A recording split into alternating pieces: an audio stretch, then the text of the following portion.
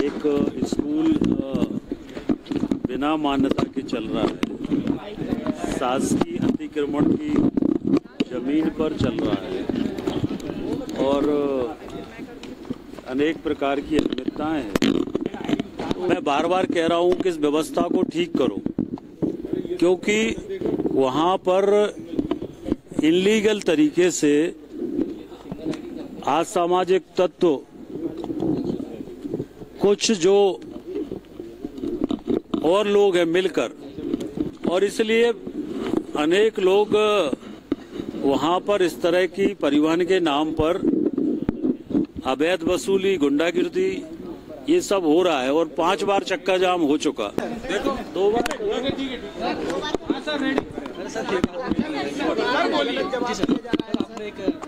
सवाल लगाया था जो थोड़ी नीचे का क्या देखिए, कल ध्यानाकर्षण के माध्यम से हमने अपनी विधानसभा क्षेत्र में एक स्कूल बिना मान्यता के चल रहा है, शासकीय अतिक्रमण की जमीन पर चल रहा है और अनेक प्रकार की अनियमितताएं हैं।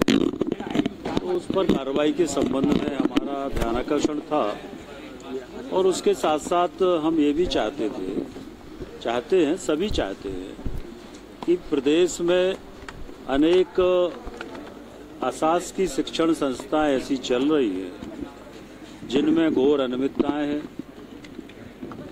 जो नियमों का पालन नहीं कर रहे हैं। और इसके साथ साथ कुछ जगह हम लोगों ने देखा कि बहुत दुर्भाग्यजनक घटनाएं हुई, कहीं बेटियों के साथ घटनाएं हुई हैं तो कहीं पर बच्चों के साथ यौन शोषण का मामला हुआ है। अभी 4 दिन पहले ही हमारे विधानसभा में मालथोन थाने में एक बच्चे के यौन शोषण पर अपराध दर्ज हुआ है, बच्चे का यौन शोषण था। तो मैं इस ध्यानाकर्षण के माध्यम से सरकार से यही निवेदन कर रहा था कि हम लोगों को एक ऐसी नीति बनाने की आवश्यकता है कि जो इल्लीगल अशासकीय शैक्षणिक संस्थाएं चल रही हैं, जो अच्छा चल रही हैं, उनको हम प्रोत्साहित करें।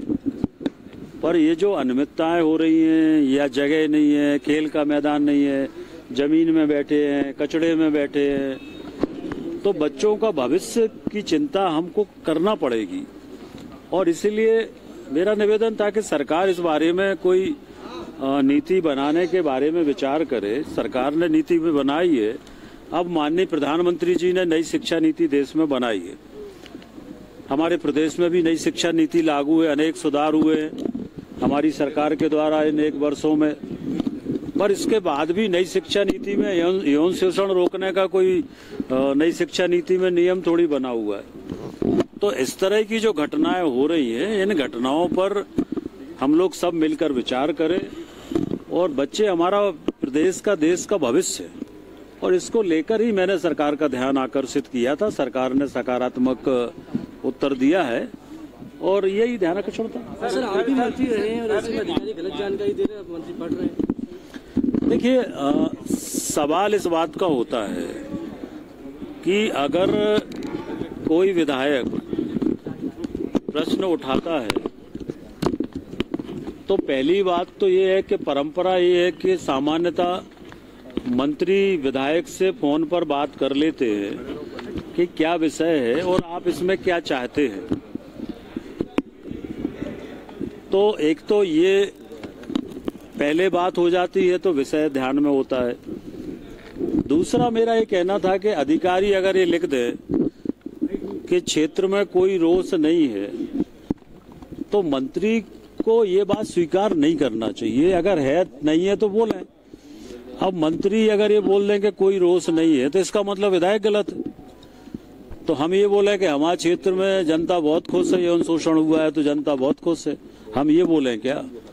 तो अगर रोष है तो मैं विधायक हूँ वहाँ का, तो मेरे को पता नहीं होगा कि रोष है कि नहीं है। तो मैंने यही कहा कि कम से कम कार्रवाई हो ना हो, पर सरकार की ये जिम्मेदारी भी है कि विधायक अपमानित ना हो, इतना हमें अपने जवाब में इस बात का ध्यान रखना चाहिए। ये मेरी भावना थी। मैंने परिवहन को लेकर भी ध्यानाकर्षण की सूचना दी है।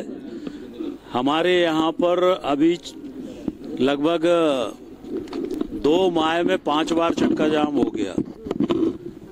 मैं बार बार कह रहा हूँ कि इस व्यवस्था को ठीक करो, क्योंकि वहाँ पर इनलीगल तरीके से असामाजिक तत्व कुछ जो और लोग हैं मिलकर लोगों के साथ मारपीट कर रहे हैं। ट्रक वालों के साथ मारपीट की अनेक घटनाएं हुई है और इसलिए अनेक लोग वहां पर इस तरह की परिवहन के नाम पर अवैध वसूली, गुंडागिर्दी, ये सब हो रहा है और 5 बार चक्का जाम हो चुका। तो हमारे क्षेत्र की जनता जाएगी कौन से रोड से अगर वहां पर चक्का जाम होता है? तो कई बार मैं ही 2-2 घंटे फंसा रहता हूं। तो मैं चाहता हूं कि व्यवस्था में सुधार हो, चेकिंग हो। इसमें क्या दिक्कत है? चेकिंग होना चाहिए, चेकिंग होना चाहिए। ये आरटीओ का अधिकार है, परिवहन विभाग को चेक करना चाहिए, चेकिंग हो, पर व्यवस्था ऐसी हो कि जाम ना लगे, क्योंकि वो हमारा स्वर्णिम कॉरिडोर है, कश्मीर से कन्याकुमारी वाला रोड है, बहुत ज्यादा ट्रैफिक है और यार्ड छोटा है, तो इस कारण से 10 गाड़ी भी खड़ी करते हैं तो जाम लग जाता है। तो जनता को हर दिन जाम का सामना करना पड़ता। उस दिन भी एक ट्रक आ रहा था स्पीड में, अचानक एक किसी ने स्टॉपर उसके सामने कर दिया, व्हील वाला स्टॉपर, तो ट्रक पलट गया। अब ट्रक पलट गया तो ट्रक वाला इतना आक्रोशित था कि वो ट्रक में आग लगा रहा था, खुद के ट्रक में सारे ट्रक वाले इकट्ठे हो गए। तो ये व्यवस्था सुधारने के लिए मैंने कहा है, लिखा है, और मेरी ड्यूटी है, मैं वहाँ का विधायक हूँ, मेरी ड्यूटी है। क्या लगता है सरकार की ठीक ढंग से काम नहीं हो पा रही? देखिए, सरकार की सारी नीतियाँ अच्छी हैं, सरकार बहुत अच्छा काम कर रही है। 1 साल में अनेक जनहित के निर्णय सरकार ने किए हैं। मोहन यादव जी बहुत अच्छा काम कर रहे हैं, सब चीजें अच्छी हैं। पर जहाँ गड़बड़ी है, तो अगर सरकार के लोग, हम लोग ध्यान में नहीं लाएंगे तो ये व्यवस्थाएं जहाँ गड़बड़ी हो ठीक कैसे होंगी? तो इसका मतलब क्या हम अधिकारियों को खुली छूट दे दें क्या? तो अगर हम लोग ध्यान में नहीं लाएंगे तो कौन ध्यान में लाएगा? एक सीडीआर का मामला भी था, वो भी सागर में अनेक लोग मेरे से आके मिले थे कि सागर में कुछ नीचे के कर्मचारी जो साइबर सेल में काम करते हैं, सीडीआर रिकॉर्डिंग देखते हैं, वो उसका मिसयूज कर रहे हैं। मेरे पास कई लोगों ने आके शिकायत की कि उनसे पैसे मांगते हैं, वसूली करते हैं, परेशान करते हैं। कई बेटियों ने आके मुझसे शिकायत की। तो मैंने कहा था कि ये जो बिना एसपी आईजी के नियम ये है कि किसी का भी सीडीआर निकालना है तो उसमें एसपी आईजी की अनुमति लगती है।